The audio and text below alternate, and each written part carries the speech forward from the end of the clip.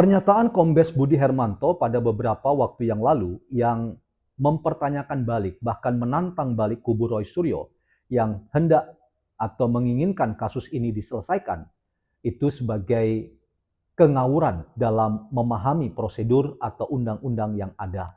Ini menurut saya menjadi sinyal bahwa kepolisian tidak surut dan tidak takut dengan tekanan-tekanan yang datang lewat narasi-narasi yang tidak dapat dibenarkan dan sangat keliru besar. Karena itu teman-teman, saya ingin dalam konteks ini menegaskan bahwa kepolisian itu tetap akan memproses kasus ini sampai di persidangan.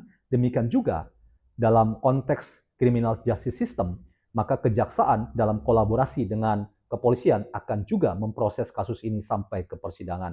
Teman-teman, karena itu mari kita jaga kewarasan kita agar kita tidak mudah terpancing oleh narasi-narasi yang datang dari disinformasi, fitnah, dan kebencian belaka. Teman-teman, kita akan simak apa yang dikatakan oleh Kombes Budi Hermanto yang ingin memberi evaluasi terhadap keinginan Roy Suryo agar ada SP3. SP3 hanya mungkin kalau ada kesepakatan kedua belah pihak. Kita simak apa yang dikatakan oleh Kombes Budi Hermanto berikut ini. Kenapa? Roy Suryo minta SP3, Roy Suryo. Sama berkas Roy Suryo dan Jokowi bilang tetap minta tetap lanjut kasus Roy Suryo, Pak. Iya. Itu menjadi suatu hak bagi seseorang yang berhadapan dengan hukum, apalagi menjadi status tersangka. Ada beberapa cara, celah untuk yang bersangkutan mencapai suatu keadilan.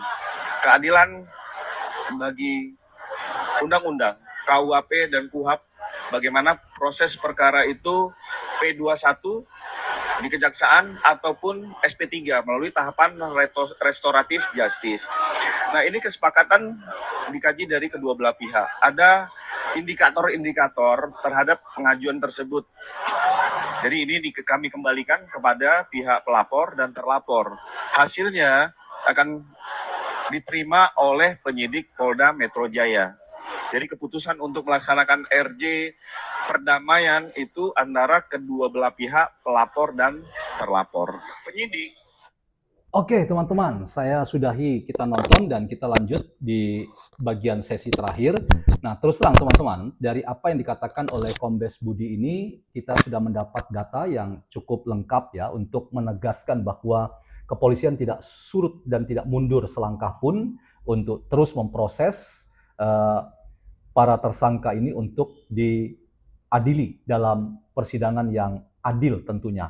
Dan terkait dengan koar-koar kubu Roy Suryo agar kasus ini dihentikan atau diselesaikan, maka saya ingin pastikan itu adalah ada mekanismenya ya. Sekali lagi undang-undang kita itu memungkinkan untuk adanya penghentian kasus, tetapi ini menariknya Kombes Budi ingatkan kepada Roy Suryo bahwa ketika penghentian kasus ini itu terjadi, maka itu merupakan hasil kesepakatan di antara pelapor dan terlapor. Tanpa ada kesepakatan itu, kepolisian dapat dikatakan bersalah kalau ditekan untuk menghentikan kasus ini. Termasuk juga kejaksaan sangat salah dan bisa dituntut oleh hukum kalau mereka secara sepihak menghentikan kasus ini. Sebab undang-undang katakan kasus ini hanya mungkin dihentikan kalau ada kesepakatan damai dalam bentuk restoratif justice di antara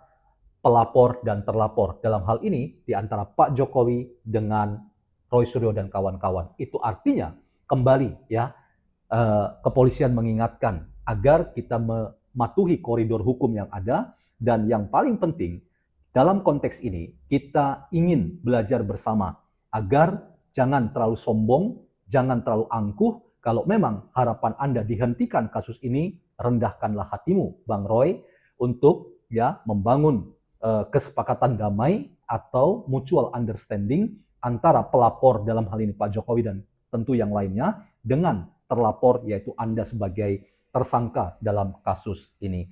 Inilah catatan saya, salam ngobrol NKRI.